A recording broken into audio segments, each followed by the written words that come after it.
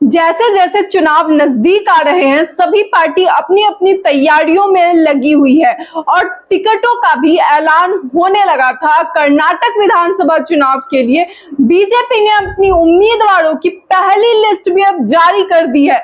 सबसे अंत में सही, लेकिन जारी कर दी गई है। लेकिन टिकट की घोषणा के साथ ही अब बगावत भी तेज हो गई है। जिस चीज का डर बीजेपी को सता रहा था, अब वो सामने उभर कर आ रहा है। बीजेपी ने जिन नेताओं के भी टिकट काटे हैं, उनके समर्थक और वो खुद भी अब काफी नाराज हैं और विरोध जता रहे हैं और यहीं से शुरू होता है बगावत का सिलसिला। जैसे ही बीजेपी ने 189 सीट पर उम्मीदवारों की घोषणा की गई, वैसे ही बीजेपी के पूर्व सीएम ने ही बगावत कर बीजेपी की नींद उड़ा दी है। दोस्तों, आपको पता ही होगा कि इससे पहले भी कुछ बीजेपी के नेता पार्टी छोड़कर कांग्रेस में शामिल हो चुके हैं, मगर आखिर ऐसा क्या हुआ, ऐसी कौन सी वजह हुई जिसके कारण बीजेपी के नेताओं को बगावत पर उतरना पड़ रहा है। नमस्कार, मैं सौम्या मिश्रा और आप देख रहे हैं लाइव टीवी इंडिया। कर्नाटक में लगभग 2-3 महीने पहले से ही राजनीति गरमाई हुई है, जहां एक और नेताओं के फेर बदल का खेल चल रहा था, वहीं दूसरी ओर अब बीजेपी के लिए दोनों तरफ से मुसीबत खड़ी हो गई है। सबसे पहले तो भाजपा के कई बड़े नेता पार्टी छोड़ चुके हैं, यहां से उन्होंने अपना पाला बदल लिया और अब जो पाले में है वो भी बगावत पर उतर आए हैं। 6 बार विधायक रह चुके डिप्टी सीएम और तो और सीएम तक के टिकट काट दिए गए हैं दोस्तों, और शायद यही कारण है कि बीजेपी कैंडिडेट की घोषणा करने में इतना वक्त लगा रही थी, क्योंकि जैसे ही पहली सूची जारी की गई, वैसे ही पूर्व उप मुख्यमंत्री लक्ष्मण सावदी ने 10 मई को होने वाले विधानसभा चुनाव में सत्तारूढ़ दल द्वारा टिकट ना दिए जाने के कारण बुधवार को भाजपा से इस्तीफा दे दिया है।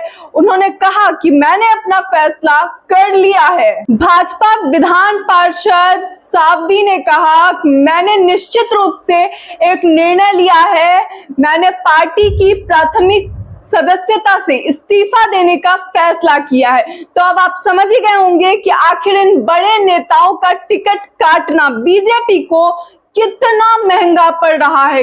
नए सदस्यों की एंट्री ठीक थी, लेकिन अब ये कहीं ना कहीं बीजेपी को नुकसान पहुंचा रही है। बड़े बड़े कद्दावर नेताओं के टिकट इस लिस्ट में काट दिए गए हैं और ऐसे में इन सभी का कहना है कि हमने इतना काम किया, इतनी मेहनत की पार्टी के लिए और ये परिणाम मिल रहा है। मगर आखिर ऐसा क्यों कि नए कैंडिडेट्स को लाकर सीएम और डिप्टी सीएम रह चुके नेताओं को टिकट काट दी गई है, आखिर इनका कारण क्या है?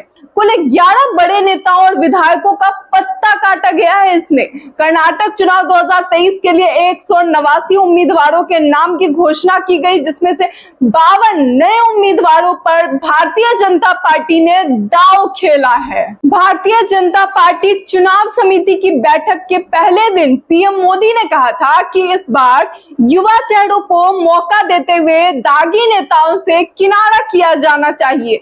युवा चेहरों को तो मौका मिल रहा है, तो क्या जिन सभी के टिकट काटे गए हैं वो सभी दागी चेहरे हैं? पूर्व मुख्यमंत्री जगदीश शेट्टर बड़े लिंगायत नेता का टिकट काट दिया गया है और अब वे बगावती तेवर दिखा रहे हैं, बगावत पे उतर आए हैं। वे अपनी सीट से हर हाल में चुनाव लड़ने की बात कह रहे हैं, जिसके लिए वे नड्डा से बात भी करेंगे, फिर कोई निर्णय बताएंगे सामने आकर। और यह बीजेपी के लिए अब चुनौती हो गई है। कर्नाटक में 11 मौजूदा विधायकों के भी टिकट काटे गए हैं। पहली लिस्ट में 52 नए चेहरे, जैसा कि मैंने आपको बताया। कहा जा रहा है कि टिकट बंटवारे से पूर्व मुख्यमंत्री येदियुरप्पा बहुत खुश है, क्योंकि उनके बहुत सारे लोगों को टिकट दिए गए हैं, बहुत सारे लोगों को, उनके बेटों को टिकट दिए गए हैं। हालांकि वे खुद चुनाव नहीं लड़ रहे हैं, उनकी पारंपरिक सीट से उनके बेटे चुनाव लड़ रहे हैं। कर्नाटक चुनाव में बीजेपी किसी को मुख्यमंत्री पद का उम्मीदवार घोषित नहीं कर रही है। तो दोस्तों, ऐसे में बसवराज बम्बई आखिर खुद को कहां पाते हैं? क्योंकि वो लोगों को, जो नाराज लोग हैं, जो पार्टी छोड़ रहे हैं, उनको वो समझा रहे हैं और मनाने की कोशिश कर रहे हैं, मगर वो खुद कहां है? प्रधानमंत्री नरेंद्र मोदी के नाम पर यह चुनाव लड़ा जाएगा। दिल्ली में जैसे ही बीजेपी की लिस्ट जारी हुई, कर्नाटक में इसका विरोध दिखना शुरू हो गया। अब 11 मौजूदा विधायकों की टिकट काटेंगे तो हंगामा ही मचेगा, और क्या होगा।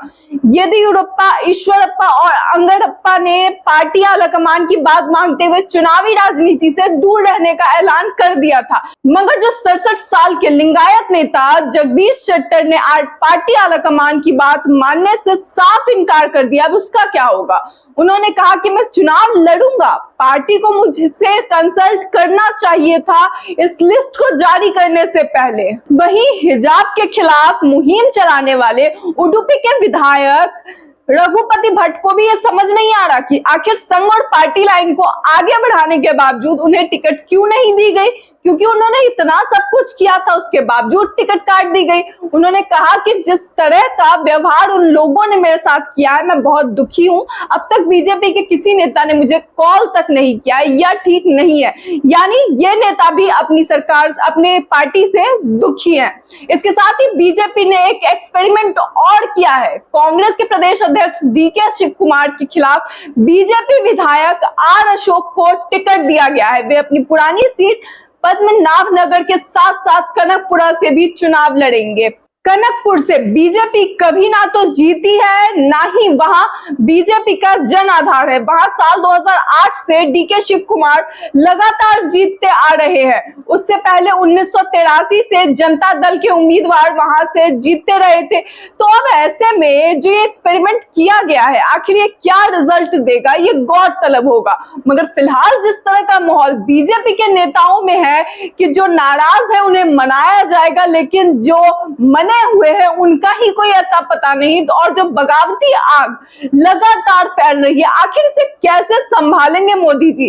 बीजेपी के लिए ये काफी चैलेंजिंग होने वाला है। इस पर आपकी क्या राय है दोस्तों, अपनी राय कमेंट बॉक्स में जरूर बताएं। फिलहाल इस वीडियो में इतना ही, तब तक के लिए धन्यवाद।